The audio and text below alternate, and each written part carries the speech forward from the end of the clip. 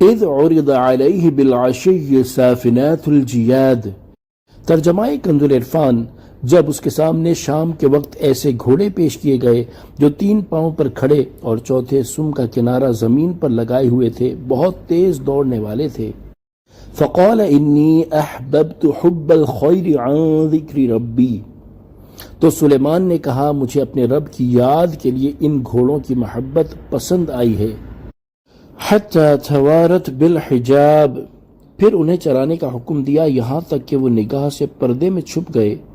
ردوها علی فطفق مسحا بالسوق والاعناق، پھر حکم دیا کہ انہیں میرے پاس واپس لاؤ، تو ان کی پنڈلیوں اور گردنوں پر ہاتھ پھیرنے لگا۔ تفسیر صراط الجنان۔ ان آیات کا خلاصہ یہ ہے کہ حضرت سلیمان علیہ السلام کی خدمت میں ظہر کی نماز کے بعد جہاد کے لیے 1000 گھوڑے پیش کیے گئے تاکہ وہ انہیں دیکھ لیں اور ان کے احوال کی کیفیت سے واقف ہو جائیں۔ ان گھوڑوں میں خوبی یہ تھی کہ وہ 3 پاؤں پر کھڑے اور چوتھے سم کا کنارہ زمین پر لگائے ہوئے تھے، جو ایک خوبصورت انداز تھا، اور وہ بہت تیز دوڑنے والے تھے۔ انہیں دیکھ کر حضرت سلیمان علیہ السلام نے فرمایا میں ان سے اللہ تعالیٰ کی رضا اور دین کی تقویت و تائید کے لیے محبت کرتا ہوں، میری ان کے ساتھ محبت دنیاوی غرض سے نہیں ہے۔ پھر حضرت سلیمان علیہ السلام نے انہیں چلانے کا حکم دیا یہاں تک کہ وہ نظر سے غائب ہو گئے، پھر حکم دیا کہ انہیں میرے پاس واپس لاؤ۔ جب گھوڑے واپس پہنچے تو حضرت سلیمان علیہ السلام ان کی پنڈلیوں اور گردنوں پر ہاتھ پھیرنے لگے۔ اس ہاتھ پھیرنے کی چند وجوہات تھیں۔ نمبر 1، گھوڑوں کی عزت و شرف کا اظہار مقصود تھا کہ وہ دشمن کے مقابلے میں بہتر مددگار ہیں۔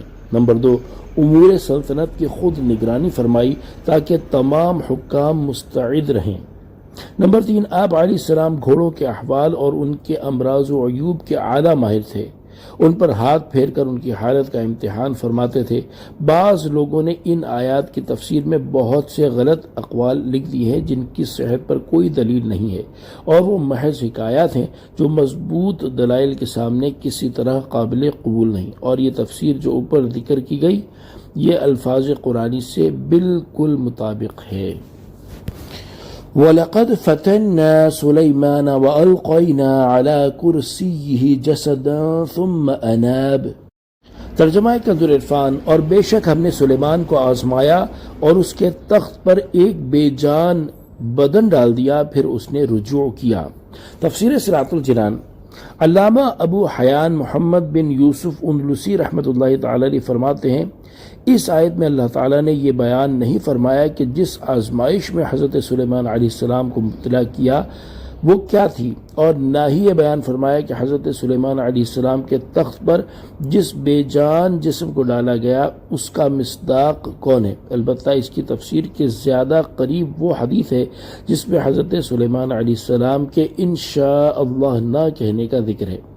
وہ حدیث یہ ہے کہ حضرت ابو ہریرہ رضی اللہ تعالی عنہ سے روایت ہے، سرکار دو عالم صلی اللہ تعالی علیہ وآلہ وسلم نے ارشاد فرمایا، حضرت سلیمان علیہ السلام نے فرمایا تھا کہ میں آج رات میں اپنی 90 بیویوں کے پاس جاؤں گا، ان میں سے ہر ایک حاملہ ہوگی اور ہر ایک سے راہ خدا میں جہاد کرنے والا سوار پیدا ہوگا، لیکن یہ فرماتے وقت زبان مبارک سے انشاءاللہ تعالی نہ فرمایا، تو ایک عورت کے علاوہ کوئی بھی عورت حاملہ نہ ہوئی اور اس کے ہاں بھی ناقص بچہ پیدا ہوا۔ نبی کریم صلی اللہ تعالی علیہ وآلہ وسلم نے فرمایا، اس کی قسم جس کے قبضہ قدرت میں میری جان ہے، اگر حضرت سلیمان علیہ السلام نے انشاءاللہ فرمایا ہوتا تو ان سب عورتوں کے ہاں لڑکے ہی پیدا ہوتے اور وہ راہ خدا میں جہاد کرتے۔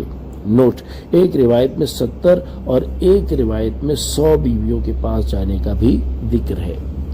صلو علی الحبیب صلی اللہ تعالی علی محمد صلی اللہ تعالی علیہ وآلہ وسلم۔